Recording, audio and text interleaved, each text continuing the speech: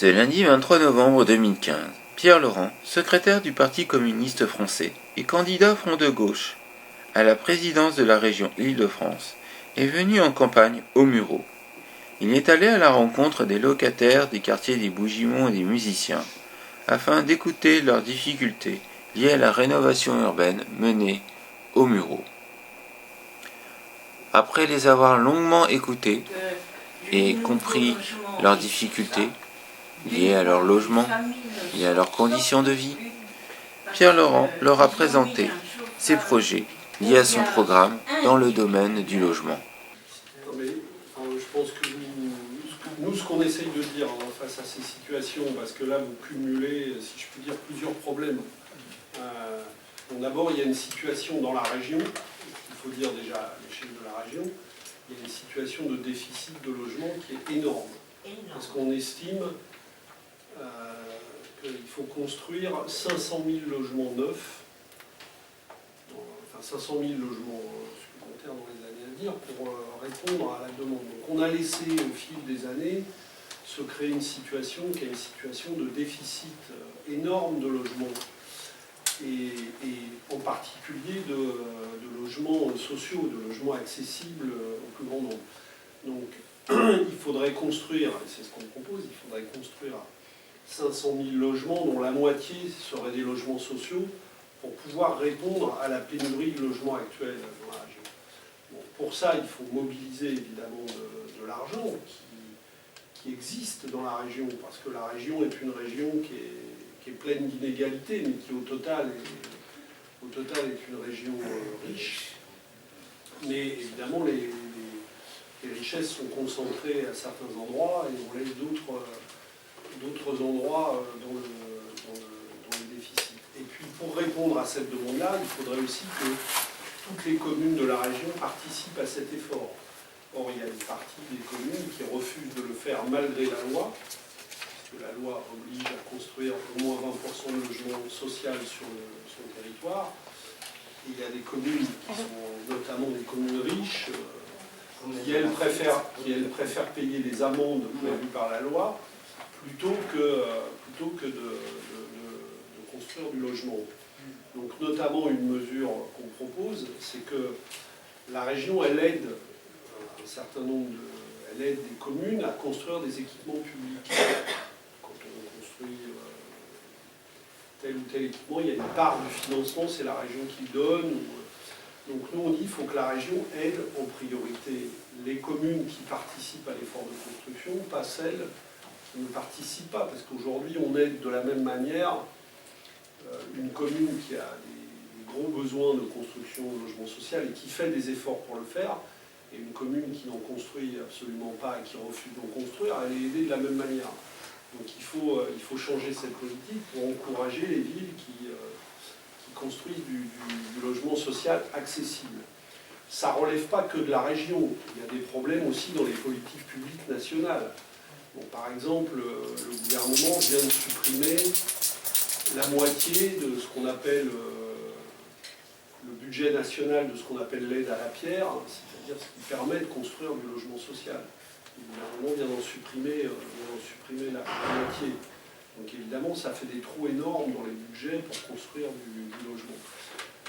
Mais en mobilisant l'ensemble des moyens de l'État, de la région, du département, on peut mener un effort de construction. Et si on ne le fait pas, de toute façon, la situation va devenir de plus en plus catastrophique. Puis c'est un engrenage, parce que comme il y a moins de logements que de besoins, les prix des loyers, ça tire les prix des loyers vers le haut, donc les logements qui existent sont de plus en plus difficiles à payer par les gens. Donc construire beaucoup de logements, ça ferait aussi descendre le niveau des loyers. Sur les loyers, une autre mesure, c'est qu'on propose que les loyers soient encadrés dans toute la région. Parce que vous savez que c'est une mesure il y avait une loi pour le prévoir. La première chose qu'a fait Manuel Valls quand il a été nommé Premier ministre, c'est de défaire cette loi. C'était la loi Duflot. La loi Duflot. Et alors même la mesure qui était dans la loi Duflot n'était pourtant pas révolutionnaire. Hein. Nous, on est tout ça. Mais... Donc Paris est la seule ville qui a maintenu cet encadrement des loyers. On s'aperçoit que ça fait baisser d'ailleurs le niveau des nouveaux. Donc nous, on propose d'étendre cette mesure. Et puis l'autre problème, et là ça vous concerne directement, c'est qu'il y a eu tout le plan en rue 1, comme on l'a dit, il y a un nouveau plan en rue, mais avec beaucoup moins d'argent. Donc au lieu de poursuivre l'effort de rénovation qui était entrepris, ils ont diminué énormément les moyens du deuxième plan. Alors qu'il y a des besoins de rénovation qui restent énormes partout. Et notamment parce que si on veut faire des opérations de rénovation qui soient réussies, il y a le problème que vous dites, c'est-à-dire le problème de la concertation, avec qui ça se fait, etc. Parce qu'on sait très bien que si on est obligé, si on a besoin de rénover un quartier, il faut le faire avec les habitants, sinon on débouche sur tout ce que vous décrivez, des phénomènes de discrimination supplémentaire, des gens qui ne s'y retrouvent pas, des gens qui se retrouvent avec des loyers qui ne peuvent plus payer, etc. Et puis l'autre problème, c'est qu'on n'investit pas assez dans la qualité du logement. Parce que tout le monde parle d'économie d'énergie, mais la meilleure manière, si on voulait vraiment améliorer les problèmes d'économie d'énergie et de pollution dans la région, il faut s'attaquer à deux problèmes. Le problème des transports, c'est-à-dire qu'il faut plus de transports publics, moins de transports polluants, moins de camions sur les routes d'Île-de-France, etc. Et le deuxième gros problème, c'est le logement, c'est l'habitat. On sait que quand on rénove avec une grande qualité de rénovation thermique, on peut diminuer la consommation d'un logement de 30 à 60% selon les cas. Donc si on investissait dans la qualité du logement, on ferait d'énormes économies sur le chauffage, qui pourrait être considérable. Or, si on fait de la rénovation urbaine en reconstruisant des logements qui étaient déjà de pas très bonne qualité, pour qu'on les remplacer par des logements qui sont pas aux normes suffisantes, on provoque des malfaçons, mais aussi on continue d'avoir des factures énergétiques qui sont très importantes. Donc on devrait au contraire investir énormément dans la qualité des logements, y compris les logements sociaux. Il n'y a pas de raison, au contraire, qu'on fasse de l'économie sur les logements sociaux, alors qu'on sait que les gens qui vivent dedans sont des gens modestes, qui ne peuvent pas supporter des charges trop importantes. Donc c'est eux en priorité qu'on devrait faire un effort particulier pour la qualité énergétique des logements sociaux, de manière à diminuer la facture énergétique. Donc ça, c'est une autre mesure qu'on propose. Or, pour le moment, on fait très peu on rénove ce qu'on appelle la rénovation thermique des logements. Il y en a très très peu qui se font à l'échelle de l'Île-de-France, alors qu'il faudrait un grand plan d'investissement pour ça, et que ce serait gagnant à l'arrivée, parce que les économies qu'on ferait en termes de consommation énergétique seraient énormes. Donc on peut économiquement s'y retrouver, ceux qui nous disent qu'il n'y a pas d'argent. Après, sur les problèmes, et pour terminer sur la question de logement, sur ce que vous dites, c'est très important. Il va y avoir, avec le nouveau plan de transport en Île-de-France, énormément de gares nouvelles en Île-de-France. 74. Donc, on a gagné ça, c'est-à-dire un réseau de transport plus dense, etc. Il va y avoir beaucoup d'investissements. C'est une bagarre qu'on menait depuis très longtemps. Mais c'est vrai que les quartiers qui vont être autour des gares, il y a deux manières d'envisager les choses. Soit on en fait des lieux où on va se mettre à spéculer, où on va laisser le foncier s'envoler, où ça va coûter très cher. Soit au contraire, on profite du fait qu'on va construire des nouveaux quartiers autour de ces gares pour faire du logement social, du logement étudiant, du logement pour les femmes seules avec enfants. Mais ça veut dire que dans les programmes qui vont être faits autour des gares, il faut qu'il y ait une maîtrise des logements qu'on fait autour, et ça c'est quelque chose que nous on demande, c'est-à-dire protéger les quartiers qui vont être autour des gares de la spéculation foncière et immobilière. Il faut des mesures spécifiques pour ça. Et dans les programmes de logement qu'on prévoit, il faut effectivement faut penser spécifiquement aux jeunes. Alors il y a les jeunes étudiants, parce que les étudiants en Île-de-France, il y a très très peu de logements. Donc quand on est étudiant, on ne peut pas partir, on ne peut pas avoir un logement étudiant, on ne peut pas partir. Si on est étudiant loin, c'est très compliqué de naviguer d'un bout de la région à l'autre. Mais c'est pareil pour ceux qui travaillent ou qui essayent de travailler. Par exemple, on sait, parce que la région s'occupe des lycées, qu'il y a des jeunes qui sont en apprentissage, qui n'arrivent pas à aller, qui ont beaucoup de difficultés à se rendre sur leur lieu d'apprentissage à cause du problème des transports, de l'éloignement d'Île-de-France, etc. Donc il faut des logements pour les étudiants, il faut aussi des logements pour ce qu'on appelle des familles monoparentales, enfin pour les femmes seules avec des enfants. Parce qu'il faut des logements facilement accessibles, pas trop chers, parce que c'est souvent des femmes qui ont très peu de revenus. Et ça, il faut des contingents spécifiques qui soient garantis pour l'accession à ces personnes. Et ça, alors, la région, qui n'est pas la seule, qui n'est pas même la première opératrice, mais elle peut jouer un rôle dans les programmes, dans les financements, en lien avec, et singulièrement, dans des départements où on sait que ceux qui dirigent ces départements ou les villes ne sont pas enclins à améliorer cette situation.